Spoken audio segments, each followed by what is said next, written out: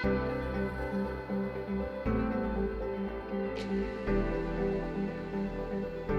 everyone, and welcome back. We're diving into something pretty special today, and I think you guys are going to love this. Yeah, it should be fun. So, we've been getting a lot of requests from you guys lately about dream homes. Right.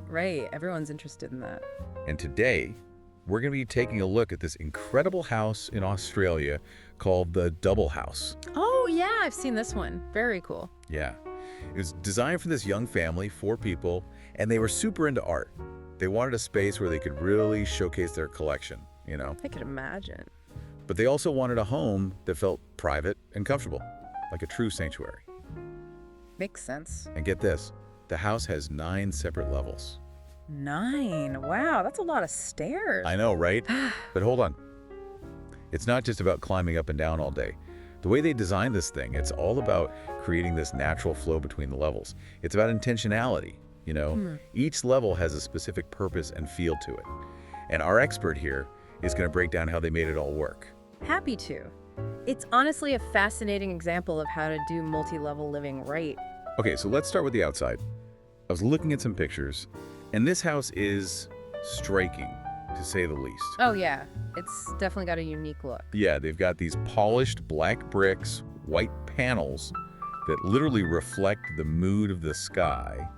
And then they use this Japanese wood cladding technique called shosugiban. I'd never even heard of that before. Yeah, it's pretty special. And they even incorporated quartz and steel. What was the thinking behind this kind of unusual mix of materials? So like you mentioned earlier, the clients were really big on privacy, and they wanted a house that felt luxurious, but not in a flashy way. Right, more of an understated elegance. Exactly. So the architect chose materials that would give the house this really strong presence while still blending into the surroundings. Oh, interesting. For example, the black brick is the main material they used. It basically wraps around the main levels of the house and even extends inside in some places. So you get this really cool blurring of the lines between the interior and exterior.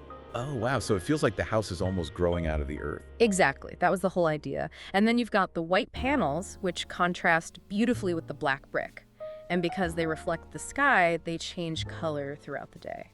That's so cool. It's like the house is alive and always changing. Right. And then at the back of the house, you've got these huge floor-to-ceiling windows. Yes, I saw those in the pictures. So they let in tons of natural light. So it seems like the architect was playing a lot with light and shadow.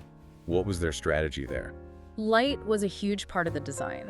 They used voids and skylights in a really clever way to bring natural light into every corner of the house. Voids, like empty spaces. Yeah, think of them as these internal courtyards almost. So they carve out these open spaces within the house, and it allows light to flood in, especially on the north side. Oh, that's smart. So it's not just about having windows, but about creating these pockets of light within the structure itself. Exactly. And these voids aren't just functional, they're also a way to create these really dramatic spaces to display the family's art collection. Ah, so the light becomes part of the artwork. Precisely. It's all very intentional. Okay, so we've got these 9 levels, and we've talked about the flow, but I'm still trying to wrap my head around how this works practically for a family. Wouldn't they be going up and down stairs all the time? So here's where the design gets really interesting. The stairs aren't just a way to get from one level to another. They're actually designed to be sculptural elements that carve up the space and create these distinct zones within the house. But at the same time, they give you these little glimpses of what's on the next level, so it feels more connected. Oh, I see. So it's not like you're completely closed off on each level. Right.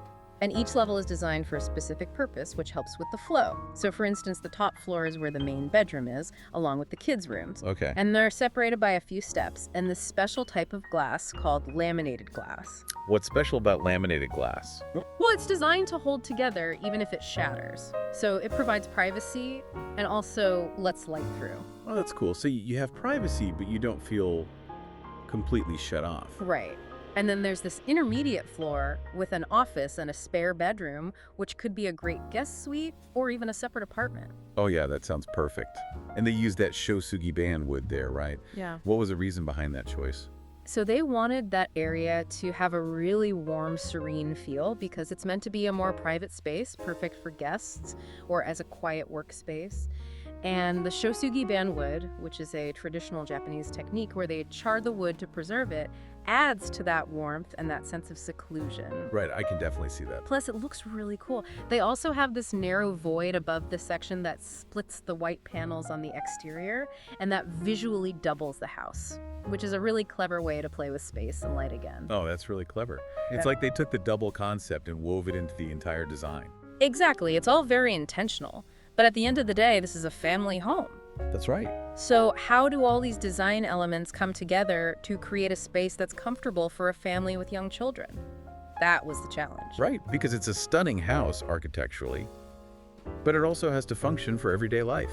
Exactly, and I think they nailed it. Yeah. The way they separated the spaces ensures privacy for everyone. The abundance of natural light creates this cheerful atmosphere throughout the house. And the flow between the inside and the outside is perfect for a family. Sounds like they thought of everything. They even thought about how the family would move through the space and interact with their art. The house is designed to be lived in and enjoyed, not just admired. It's amazing how they were able to balance such a bold design with the practical needs of a family. It Yeah. really is a dream home. Oh, absolutely. And it gets you thinking, doesn't it?